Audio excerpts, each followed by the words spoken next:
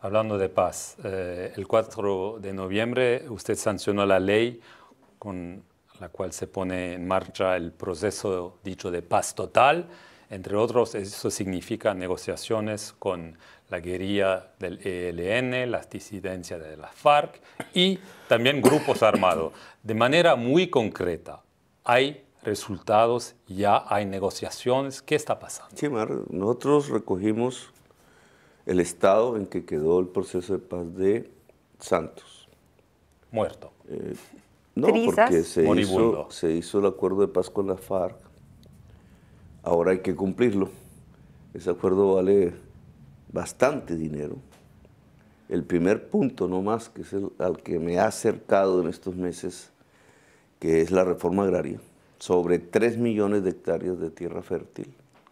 Ese solo punto vale entre 30 y 60 billones, más o menos entre 6.000 y 8.000 millones de dólares,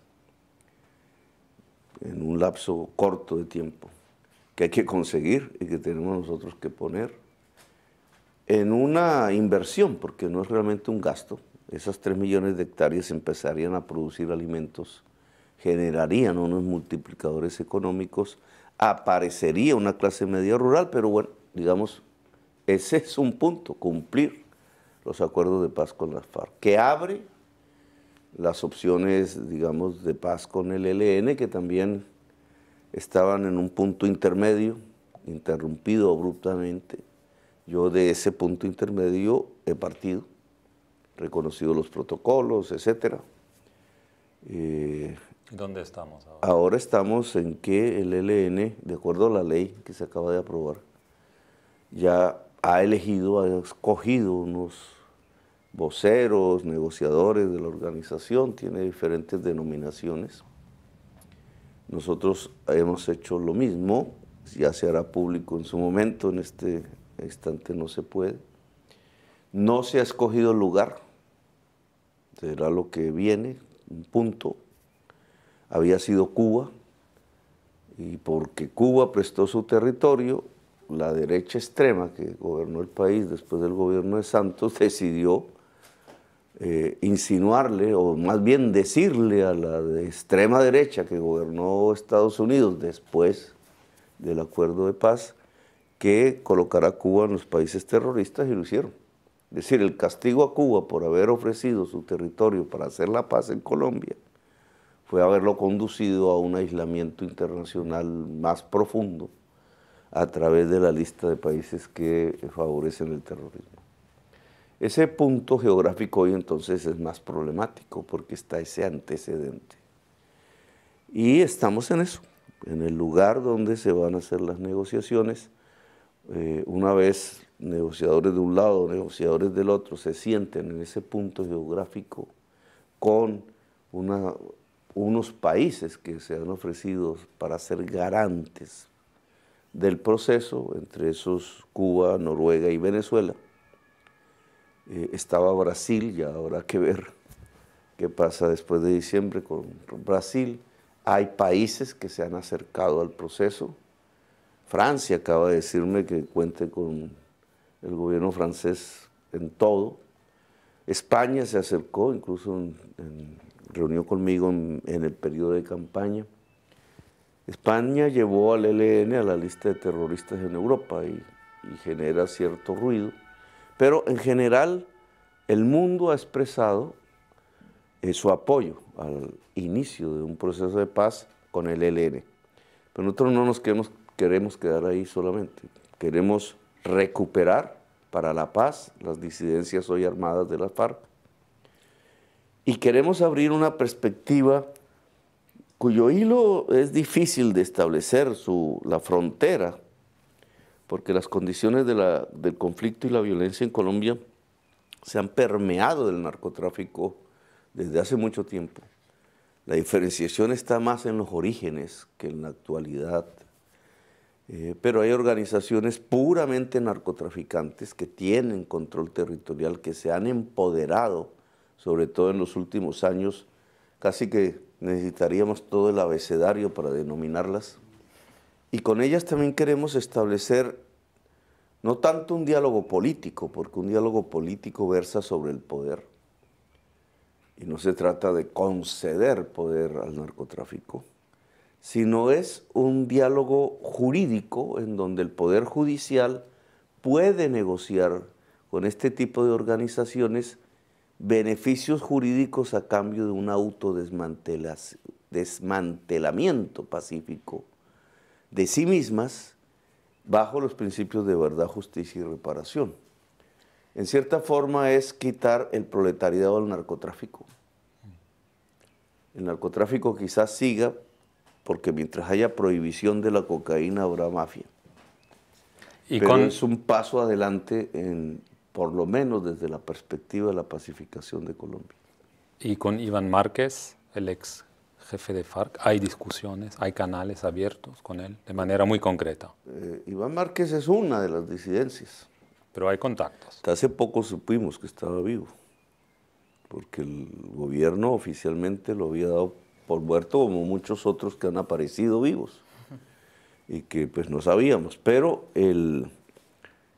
todo el conjunto de disidencias queremos que se acoja a un proceso de paz. Colombia es, y usted lo sabe claro, el mayor productor de cocaína en el mundo y víctima de eso mismo. Usted como presidente colombiano denuncia el fracaso total de la política antidrogas por prohibicionista, por ecocida, y esa guerra contra las drogas ilícitas ha sido determinada, diseñada desde hace 50 años por Estados Unidos. Sí. Usted ha encontrado altos funcionarios del gobierno estadounidense, el secretario de Estado Blinken, una delegación oficial que envió su par Joe Biden a hablar expresamente con usted, el jefe de la CIA. ¿Qué respuestas concretas da Washington, medidas concretas a esa visión que tiene usted de lo que debe ser realmente la lucha contra el narcotráfico y el manejo de las drogas ilícitas? Y lo otro es la hoja de coca. Yo creo que el sector político que hoy gobierna Estados Unidos es consciente de que fracasó la guerra contra las drogas. En su sociedad no lo pueden, digamos, se tienen que mover muy prudentemente, muy paquidérmicamente, pero creo que son conscientes, es lo que hemos hablado. Digamos, las cifras son contundentes, es que hay 1 millón de muertos latinoamericanos, es que millones de personas, la mayoría negras, han pasado por consumir o por portar una pequeña cantidad en las cárceles de Estados Unidos. Es que las mafias son más poderosas que antaño, el famoso Pablo Escobar, que palidece ante el poder hoy de organizaciones que pueden organizarte un ejército al mismo estilo de los Mariners, controlando territorios en cualquier parte de América, que pueden poner estados arrodillados como Haití, que pueden, digamos, desestabilizar a tal punto la democracia que han convertido a América en uno de los lugares más violentos.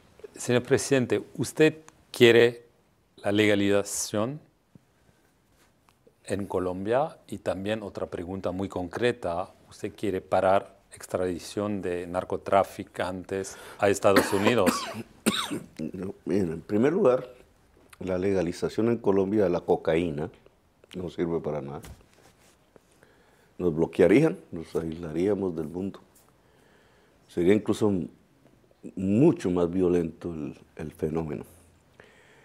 En segundo lugar, lo que proponemos no es un liberalismo alrededor del consumo de las drogas, que algunas sociedades pues permiten, sino lo que proponemos es que todo el dinero destinado a una guerra fracasada, que son muchos, miles de millones de dólares, se dedica a prevenir el consumo, de tal manera que con la cocaína pase lo mismo que ha pasado con la nicotina.